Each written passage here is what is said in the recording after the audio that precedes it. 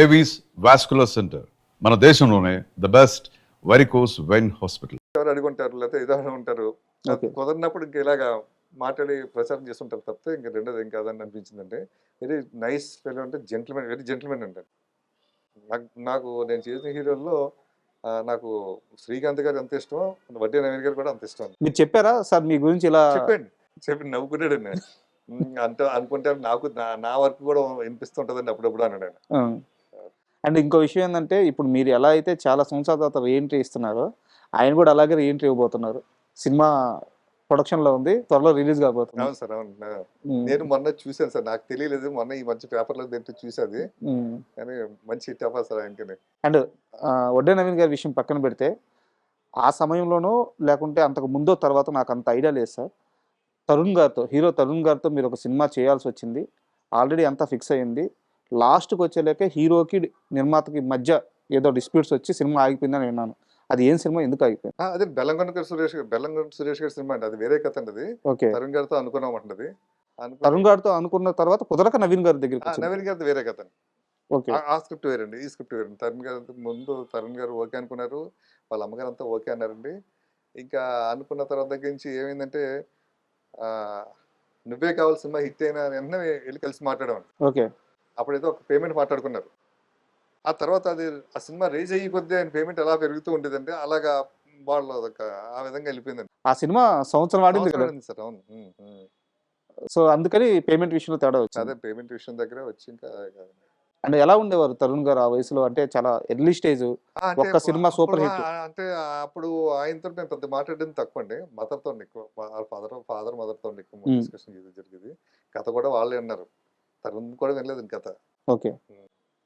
And ఒక్కొక్కరి కెరీర్లో జీవితం అలా వెళ్తూ ఉంటుంది. ఎవరో ఒక మనిషి రావాలా, వాళ్ళు కలిసిన తర్వాత మన లైఫ్లో ఒక అద్భుతాలు జరుగుతాయి. అలా శ్రీహరి గారి జీవితంలో జరిగిన అద్భుతం మీ పరిచయం. సార్. అదేవిధంగా మీకు కూడా అంతే ప్లస్ అయింది మీ ఇద్దరు కాంబినేషన్. అవునండి.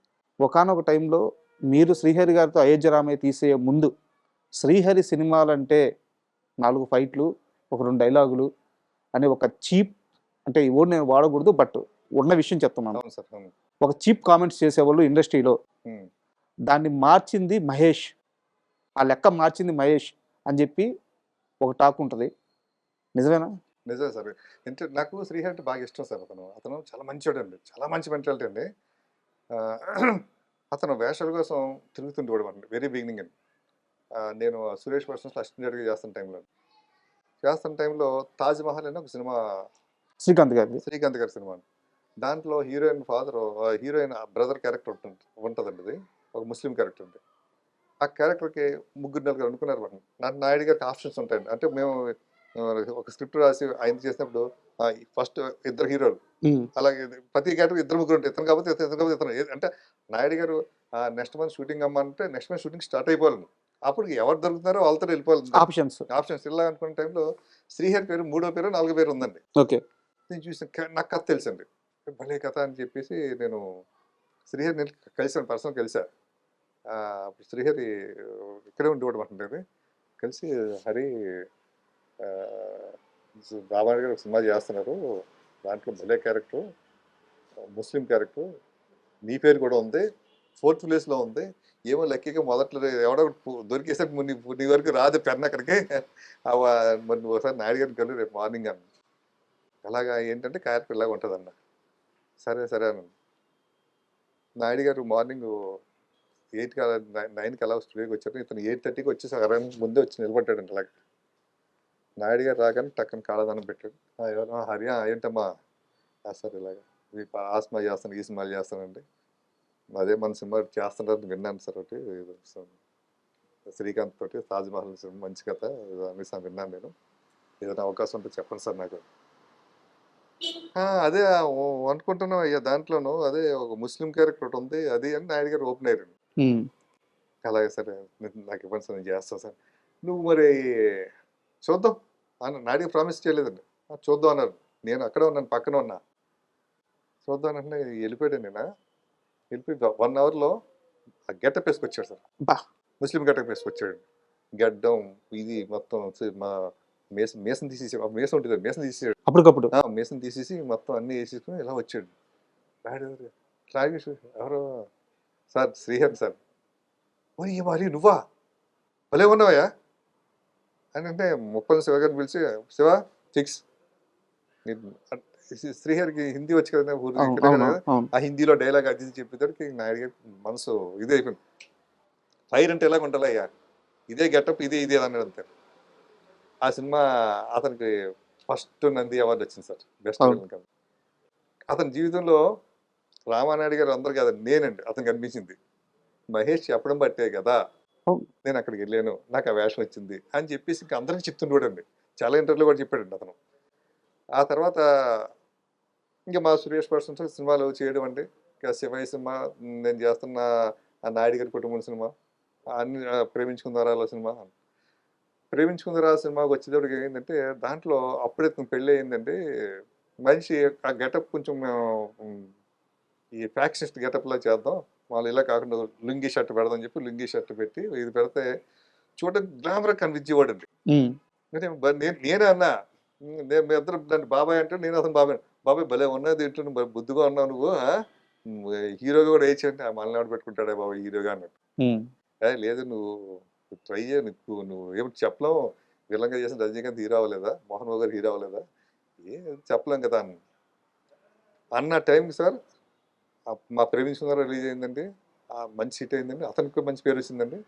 ఇమీడియట్లీగా ఒక 1.5-2 years మా శివయ్య సినిమా అయ్యే టైంకి దాంట్లో కూడా మంచి క్యారెక్టర్ వేసాడు. శివయ్యలో కూడా అతను హీరోగా అవకాశం వచ్చింది సార్.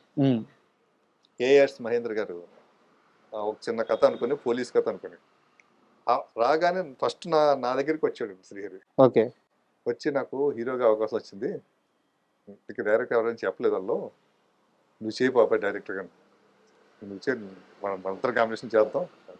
నేను దండం పెట్టా. నా ఏం ఇక్కడ సురేష్ పర్సన్స్ డైరెక్టర్ అవ్వాలని, నేను ఇక్కడే డైరెక్టర్ అవుతా, ఇక్కడ అయిన తర్వాత నేను బయట చేస్తాను. కానీ అప్పటికే అవన్నీ సంవత్సరం 2 సంవత్సరాలు 3 సంవత్సరాలు 5 సంవత్సరాలు ఎప్పుడైనా పర్లేదు, నా డ్రీమ్ నా ఫస్ట్ సినిమా రామానాయుడు గారి బ్యానర్లోను అనేసి అతను చూపించిన స్టూడియోలో ఫొటోస్ ఉంటాయి సార్. నాయుడు గారి పరిచయం చేసిన డైరెక్టర్ ఫోటోలు అన్నీ ఉంటాయండి, నాయుడు గారి పరిచయం చేసిన యాక్టర్ ఫోటోలు ఉంటాయండి, నాయుడు గారి పరిచయం చేసిన రైటర్ ఫోటోలు ఉంటాయి, నాయుడు గారి పరిచయం మ్యూజిక్ డైరెక్టర్ ఫోటోలు ఉంటాయి. అలా నా ఫోటో కూడా ఇక్కడ ఉండాలి. అది సరే ఓకే అన్నాడు. అప్పుడు కేఎస్ నాగేశ్వరరావుని పెట్టినారు, సినిమాని మంచి హిట్ అయిందండి. పోలీసు, దేవ, సాంబయ్య అయిన తర్వాత ఈ లోపల నాకు ప్రేయస్ రవి, ఆ టైంలో అతను నా ప్రేయస్ రవి స్టార్ట్ అయ్యే టైంకి అతను హీరోగా ఎస్టాబ్లిష్ అయిపోయాడు. అంటే మాస్ హీరోగా ఏదో ఫైట్, పోలీసు, దేవ, సాంబయ్య 3 సినిమాలు అయిపోయాడు.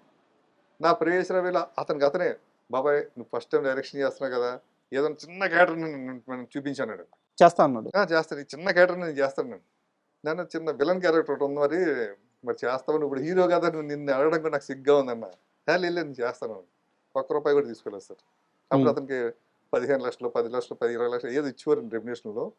దీంట్లో 5 days 4 days చేశాడు. నేను మీకోసమే అంతే, నా కోసం ₹1 కూడా తీసుకోలేదు. సూపర్ తీసుకోలేదు, సినిమా చేశాడు. ఆ క్యారెక్టర్ కూడా సరదాగా కామెడీగా బాగా పేలిందండి ప్రేయస్ రవిలో. శ్రీహరి గారితో మీరు తర్వాత సినిమాలు చేశారు, నేను ఆ సినిమాల ప్రస్తావనకు వస్తాను. అయితే మీరు ఆయన కెరీర్ స్టార్టింగ్లో చూశారు కాబట్టి ఆయన మీద ఒక ముద్ర ఉండేది, చాలా మొరట మనిషి, అండ్ బయట కూడా ఎవరికన్నా సహాయం అని వస్తే వాళ్ళకి సెటిల్మెంట్ చేస్తూ అండగా నిలబడేవారు అని చెప్పేసి ఇట్లాంటి ఒక టాక్ ఉండేది. మంచి టాకే ఉంది ఆయన మీద. అయితే రియల్గా ఎలా ఉండేవారు ఆయన పరిచయాలు కానీ ఆయన లైఫ్ స్టైల్ కానీ ఎలా ఉండేది? అంటే ఆయన ఫస్ట్ నుంచి కూడా ఆయన హైదరాబాద్ కల్చర్లో ఉన్నాడండి. ఈ రెజ్లింగ్లోనూ తర్వాత ఈ పహల్వాన్లతో తిరుగుతుంటాడు అంటున్నా. ఆయన ఇది బాడీ బిల్డర్ కదండి. ఆ ఫ్రెండ్స్ అంతా ఉండేవారండి ఆయనకి. అప్పుడు ఎలా ఉంటుందంటే ఒక మన యూసఫ్ కూడా బాడీ బిల్డర్ అనుకోండి, ఆయన శ్రీశైలం యాదవ్ అండి, మంచి బాడీ బిల్డర్ ఉండేవాడు. పహల్వాన్ అంటారు. పహల్వాన్ అంటే నాయకుడిని అర్థం అండి. ఆ నాయకుడిని లోకల్ నాయకుడిని చేసేసేవారు. అలాగే ఒక విజయ్ కుమార్ ఉండేవాడు పంజాగుట్లో, విజయ్ కుమార్ యాదవ్ అని, ఆయన పహల్వాన్ అంటే వీళ్ళందరూ ఈయన ఫ్రెండ్స్ అండి. అంటే ఫ్రెండ్స్ అంటే వీళ్ళందరూ జిమ్కి వెళ్ళడం ఇవన్నీ చేయడం అండి. అలాగే ఈయన షూటింగ్ అన్నప్పుడు వాళ్ళందరూ వస్తుండేవారండి, అందరూ సరదాగా మాట్లాడుతుండేవారు. తర్వాత చాలా మంచి మనిషి అండి అతను. ఎవరికన్నా ఏ కష్టం వచ్చినా అది లైట్ మ్యాన్ అవ్వచ్చు, ప్రొడక్షన్ బాయ్ అవ్వచ్చు, లేకపోతే ఒక డైరెక్టర్ అవ్వచ్చు, లేకపోతే హీరో అవ్వచ్చు, ఏదైనా సరే చక్కగా కూర్చొని మాట్లాడుకుంటూ డీల్ చేసేవాడు. తెలిసి వచ్చి ఎవరికి ఏ కష్టం లేకుండా చేసేవాడు. తర్వాత అతనికి ఆ, గుప్తదానాలు బాగా చేసేవాడు. శ్రీహరి గారు. ఎవరైనా ఏదైనా వస్తే తీసుకుంచుకో, మళ్ళీ ఎవరికి చెప్పొద్దు అనమాట. ఉమ్. నేను అంటే వద్దు బాబా అని చెప్పొద్దు పాపం, అతను ఇది ఉన్నవాడు, కొంచెం ఆత్మాభిమానం ఉన్నవాడు, మనం ఇచ్చామని తెలిస్తే మళ్ళీ ఏదో బయట ఏదో అనుకుంటారు కదా, శ్రీహరికి వెళ్ళి డబ్బులు ఇచ్చుకుంటే అది ఉద్యోగం అలా ఉండకూడదు అని చెప్పి బాగా చేసేవాడు. అంటే కష్టంలో ఉండేవాడి అవసరం తీర్చడమే కాదు, వాడి గౌరవం కూడా కాపాడేవారు. గౌరవం కాపాడేవాడండి.